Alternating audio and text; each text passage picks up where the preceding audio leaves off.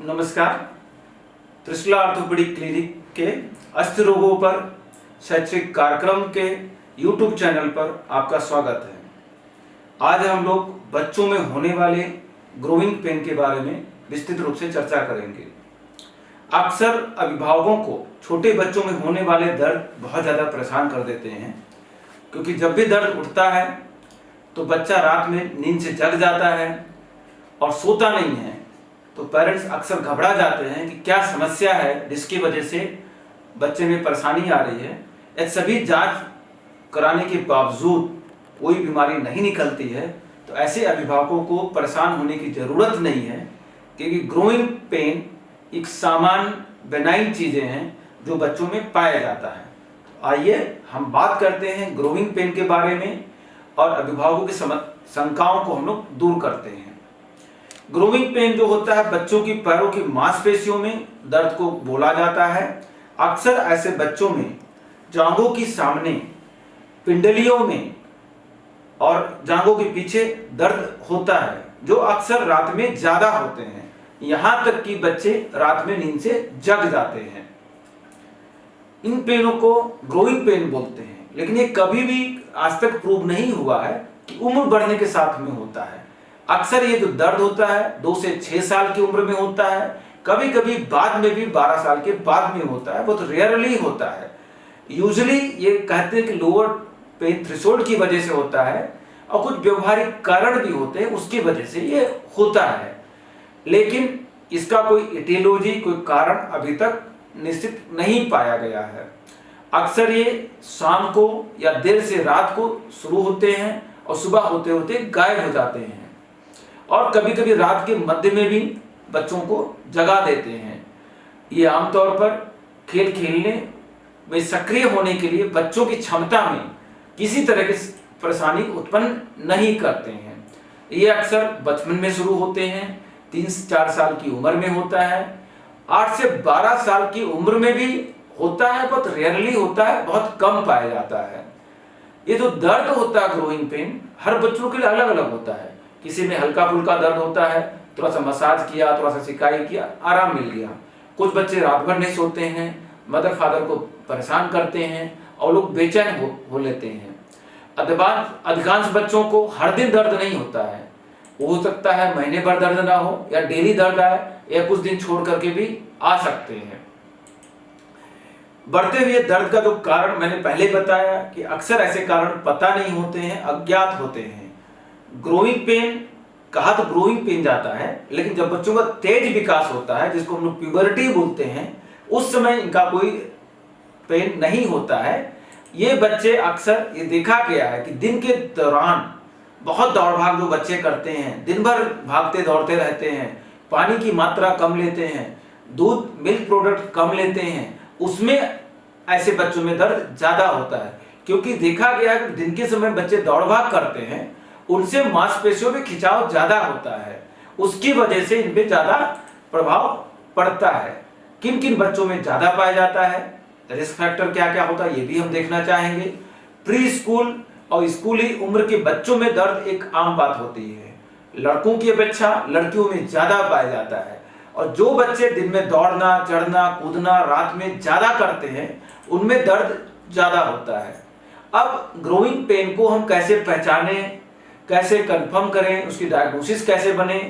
अक्सर इस तरह की जब हिस्ट्री प्रॉपर मिल जाती है कि दिन भर भागते दौड़ते हैं, शाम के समय या रात में दर्द होता है, तेल मालिश किया, कुछ गाने सुना दिए, लोरी सुना दिया तो बच्चा सो गया, तो ये ग्रोइंग पेन मान लिया जाता। किसी जांच की अक्सर जरूरत नहीं पड़ती है। लेकिन जब हमें लगता है कि आराम नहीं मिल रहा है, कुछ समस्याएं और भी उसके साथ में है, तो रक्त या खून की जांच होती है और या एक्सरे भी कभी कभी कराया जाता है। लेकिन यह भी ध्यान देने की जरूरत है कि सभी तरह के जो पैरों में दर्द होते हैं ग्रोइंग पेन नहीं होते हैं। कभी आर्थराइटिस हो सकता है, चोट लगने का कारण हो सकता है, विटामिन डी की कमी हो सकती है, और यह देखा गया है कि दर्द जो बताया इन सब कारणों से होता है, तो इसके बारे में हमको पता करना जरूरत है। यदि लगता है कि समस्या ठीक नहीं हो रही है तो कब आपको डॉक्टर से कंसल्ट करना है, यह भी हमें जानना जरूरी है। जो बच्चे में लगातार दर्द बना हुआ है, सुबह के समय भी दर्द आराम नहीं मिल रहा है तो कंसल्ट करना है। बच्चों के सामान्य गतिविधियों में समस्या आ रही है, सामान्य गतिविधियां दौड़ना भागना दिन के समय नहीं कर पा रहा है, जोड़ों में स्वेलिंग आ गई है, जोड़ में दर्द बहुत ज्यादा हो गया है, चोट लगने की वजह से दर्द हुआ है, और अन्य लक्षण जैसे सूजन का आना, लालिमा होना, कोमलता होना, बुखार आना, लंगड़ाहट आना, लाल चकत्ते आ जाए, भूख में कमी है, कमजोरी आती है, तो तुरंत डॉक्टर को कंसल्ट करने की जरूरत होती है। अब इतनी सब जानकारियां होने के बाद हम सभी जानना चाहेंगे ट्रीटमेंट क्या होता है। सबसे पहले तो मैं ये बोलना चाहूंगा, सभी इस तरह की समस्याएं आती हैं, किसी तरह का डाउट है तो पीडियाट्रिक ऑर्थोपेडिक सर्जन को दिखा करके उसके बारे में जानकारी लें। और ग्रोइंग पेन का कोई विशिष्ट उपचार नहीं होता है, या कोई भी समस्याएं नहीं है तो वो किसी विकास को भी प्रभावित नहीं करते हैं। अक्सर 1 या 2 साल के अंदर अपने आप ठीक हो जाते हैं और कम भी हो जाता है। अब इनमें जो उपचार होता है अक्सर एक घरेलू उपचार होता है। घरेलू उपचार में क्या करेंगे, बच्चे को थोड़ा सा मसाज कर दिया, तेल की मालिश रेगुलर करते रहें, हीटिंग पैड से उसकी सिकाई कर दिया, पेन किलर ऑयल आते हैं उसकी सिकाई कर दिया, कभी कभी बर्फ से उसको आराम मिलता है, और थोड़ा सा उससे बातें कर लिया, उसको लोरी सुना दिया, गाने सुनाते, उससे भी उसको आराम मिल जाता है। और अक्सर ऐसे बच्चों को गर्म पानी की सिकाई करते हैं तो उससे भी आराम मिलता है। और उसको रोकने के लिए हमें यह भी देखना है बच्चे को पानी की प्रचुर मात्रा दिन भर मिलनी चाहिए, मिल्क प्रोडक्ट उसको लेना होता है। अक्सर दर्द निवारक दवाओं का सेवन नहीं करना होता है, केवल डॉक्टरी सलाह से लें, और जब भी दर्द निवारक दवाओं की जरूरत पड़ती भी है तो डिस्प्रिन लेने से बचें, क्योंकि डिस्प्रिन से कभी कभी बच्चों एक री सिंड्रोम्स होते हैं, डिजीज होता है, वो आ जाता है, उसकी वजह से बचना चाहिए।